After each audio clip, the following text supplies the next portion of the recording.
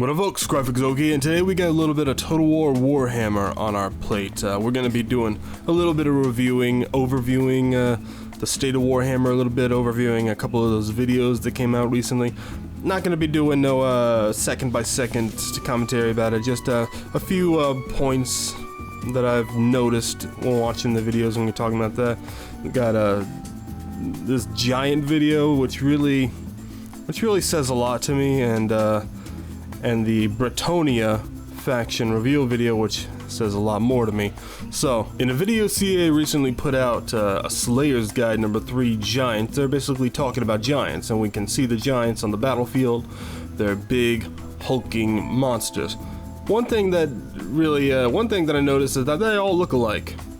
And that's kind of weird. I really wish there was a little bit of a variety in these giants. They all look exactly the same, and there's no black guy giants. There's no giants with long flowing 80s model hair. Yeah, it's kind of a little bit boring. I wish there was a little bit more variety. But another thing that it really shows me is that these giants, they're just elephants. If you want a Total War analogy, they're just reskinned, remodeled elephants. This is exactly what they are. It's exactly how it seems they're working them. And that's exactly how I thought they would work them too. I called it. That's exactly how I thought they would work these giants. Just remodel them, reskin them, use them as elephants. Basically, in the video, it tells you to beat them, you need like armored mount units to just stop them in their tracks, get them away from the army. You gotta mob them with a whole lot of armored units with spears and just poke at them and throw projectiles at them, fiery or even maybe some missile cannonballs or arrow type of missile units just fired at them. I'm not sure if there's javelins in the game, but I'm sure that would work if there were.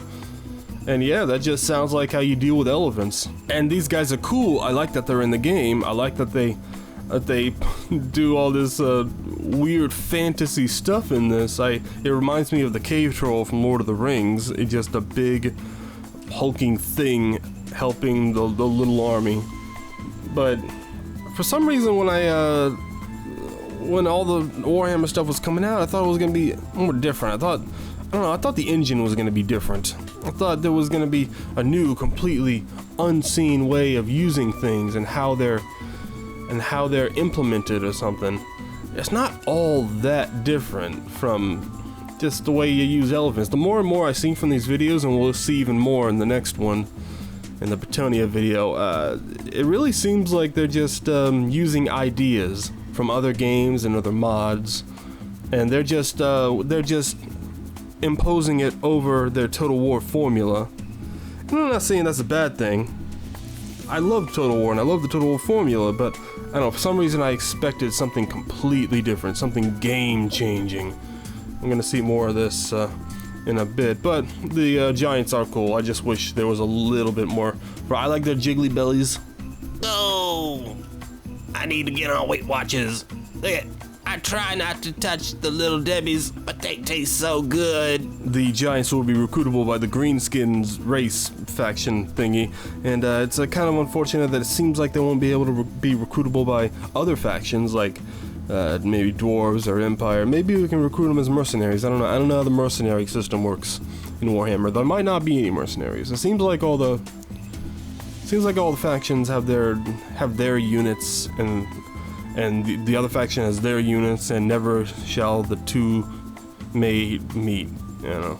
And I guess that's fine, but yeah, I would like a little bit more weird variety on other factions. Now, if we look at the other factions, there's only 5 playable factions so far in this campaign. There's probably going to be a few more when it comes to DLC and maybe free DLC, but only 5 playable Grand Campaign factions. They are the Empire, the Dwarves, the Greenskin, the Vampire Counts, which of course boasts my most anticipated units, Skeleton Warriors!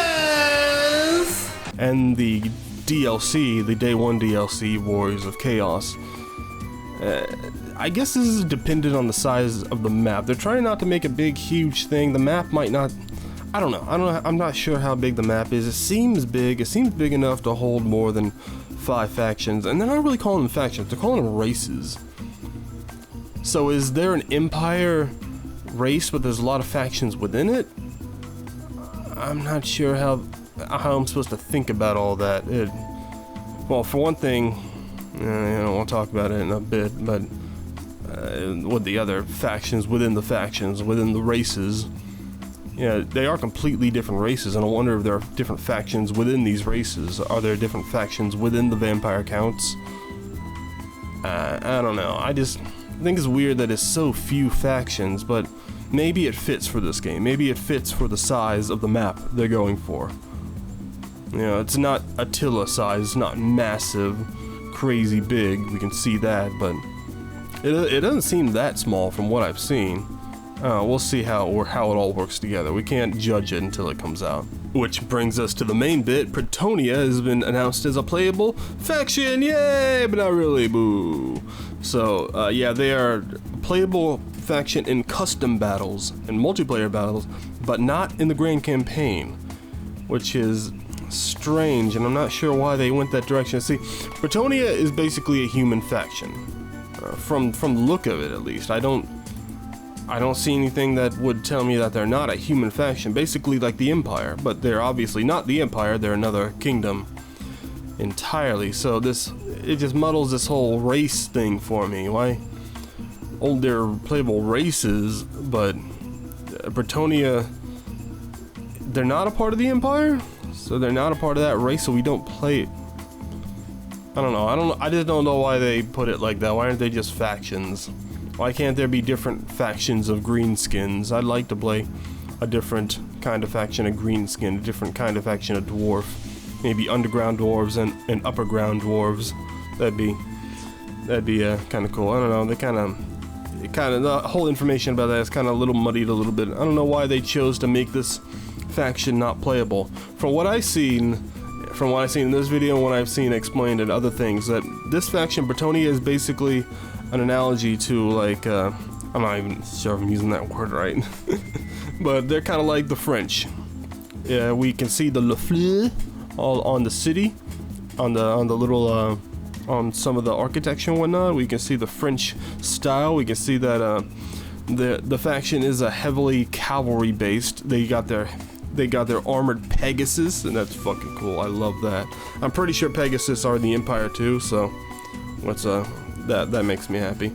I love Pegasus. You know what? I'd rather just play with a Pegasus the whole game. I don't want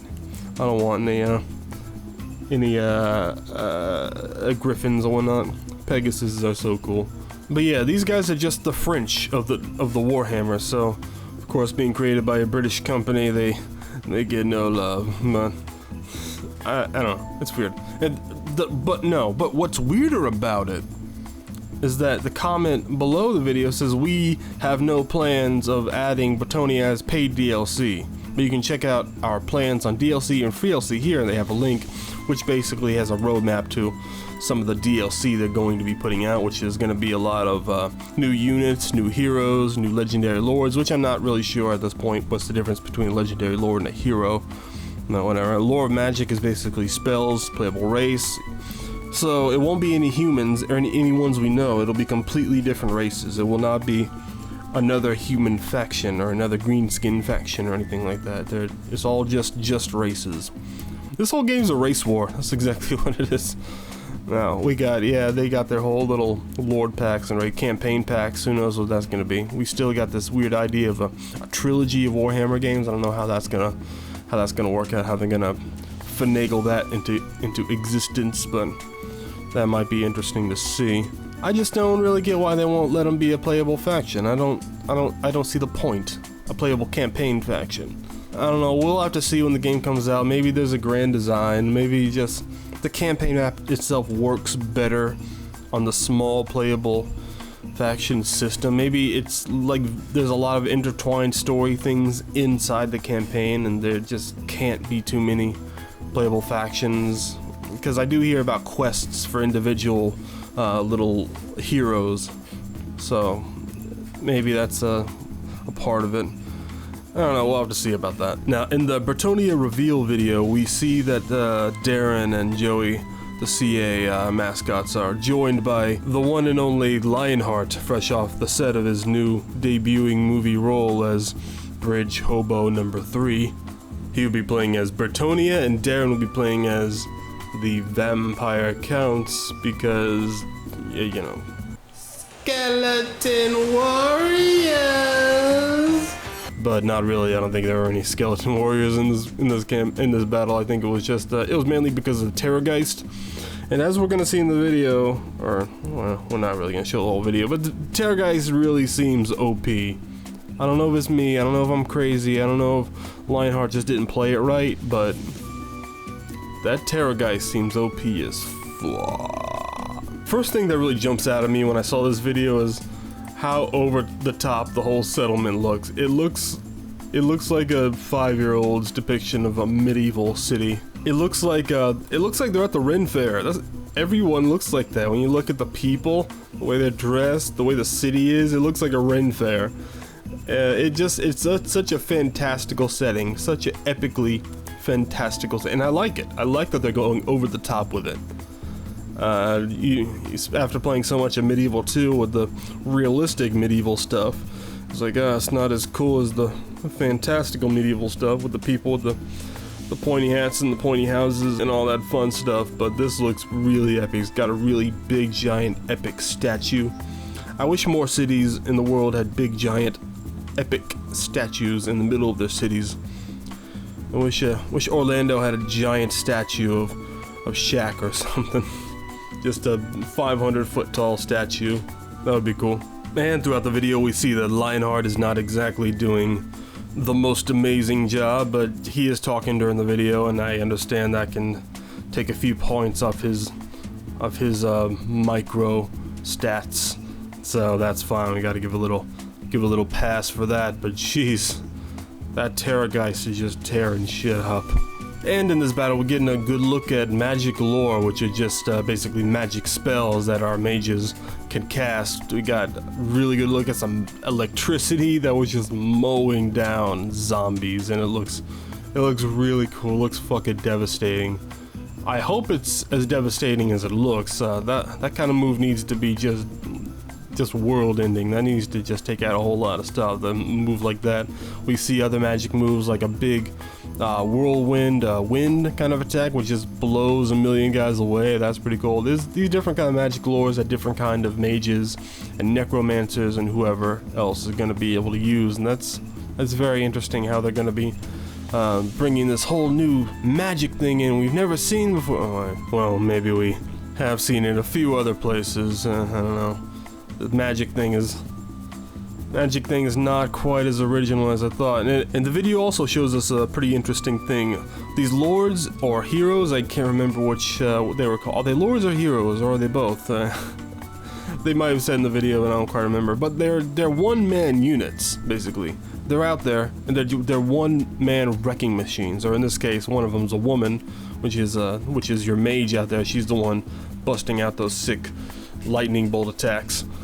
But they're just one-man units, and they're out there and they're wrecking shit, and they have abilities to put buffs on themselves, like some kind of defense buffs or health buffs or something, some kind of buffs that keep them alive for a long time. I mean, one-man units, and these people stayed alive for most of the battle. They refused to die, and that was pretty cool to see how just beastly they were. They're the heroes of the battlefield. And everyone fear when they come to the area, and they're just wrecking shit and destroying everyone. Never seen anything like it. Oh wait, no, we've seen things like that before. This is weird. I don't know, it was just me. I expected so much different, crazy stuff. I expected the engine in this game to be a million times different. Never seen anything like it before, but we've seen all this stuff before. I was in a video talking with Sanjetsu about all the flying. Everybody was so amazed. How are they gonna do this flying stuff? It can't be. It doesn't make any sense. No, we've seen how games do the flying stuff before. The flying units. I mean, look at World and Conflictor. Look at European escalation. The helicopters, they're flying above the map and just moving around, and they do their stuff. That's exactly how flying units in this game works, from the way it looks.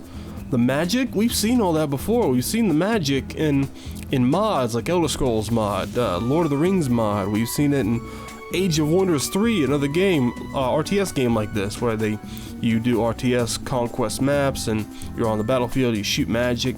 Magic is basically just projectiles. You're just shooting projectiles at the enemy, so they figured out a way to finagle that into mods, and now they've finagled that into an actual full-sized game. And that's pretty cool. I like that they're adding this new aspects to it, but I don't know, for some reason, the way everyone was talking, the way it was looking, I thought it was gonna be some new crazy thing we never seen before with this new engine, this new Warhammer engine. It was like, what? But I don't know. I understand that there are no more original ideas. Everyone's done everything before. And I don't know why I was thinking that. I don't know why I was thinking that this game would have so many crazy things we never saw before. I'm not sure why I thought that, but it's still okay. It's still cool. It's still gonna be a lot of great, crazy, fun stuff in this campaign. Oh my god, I'm just looking at this video right now. This Terrorgeist is fucking OP as shit. How are you supposed to take that thing down? What was Lionheart supposed to do? What was he supposed to do against that thing? That thing murdered everything. But yeah, and also the Lords, the one-man unit, we've seen those in mods too. We've seen them in Aristea. That's the first time I've seen that in Aristea.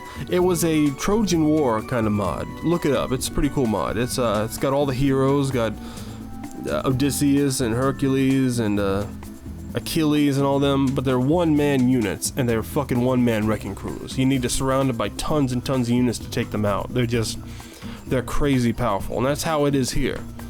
They're just one-man wrecking crews, and yeah, whoa, we've seen those in mods. The mods did this before the actual big-time paid developers did this. It's pretty strange. But it's still cool. I'm glad they're doing it. I'm glad they're adding all this cool. I wonder if they did get the inspiration for the way magic was done and the way these hero units were done from those mods. I would love to see a credits part at the end of Warhammer where it credits the mods where they got the inspiration from, because these are cool ideas and I'm glad they implemented them. Especially, it works especially in a fantasy game like this where it's just the crazy phantasmal medieval setting with the magic and monsters, and we have heroes fighting the villains, and that's really cool. That's really great. I'm glad they did it. I'm glad they implemented all these things that were implemented before in other things, other games and other mods. But I don't know, I just kind of felt like there was I thought there was going to be a lot more different stuff. And when I'm looking at this video and I look at the other videos, I see how much they're just transposing all this medieval fantastical stuff onto Total War. This is a Total War game. Just finagled. This is basically a mod. This is basically a high-priced mod, because we've seen all this stuff before. They've refinagled. Now there are different things here and there that the mods didn't do with the buffs and no, the buffs. They're basically just rally and that button where you make all the enemy fear you. That's basically what they are, the buffs. Well, we've seen those too.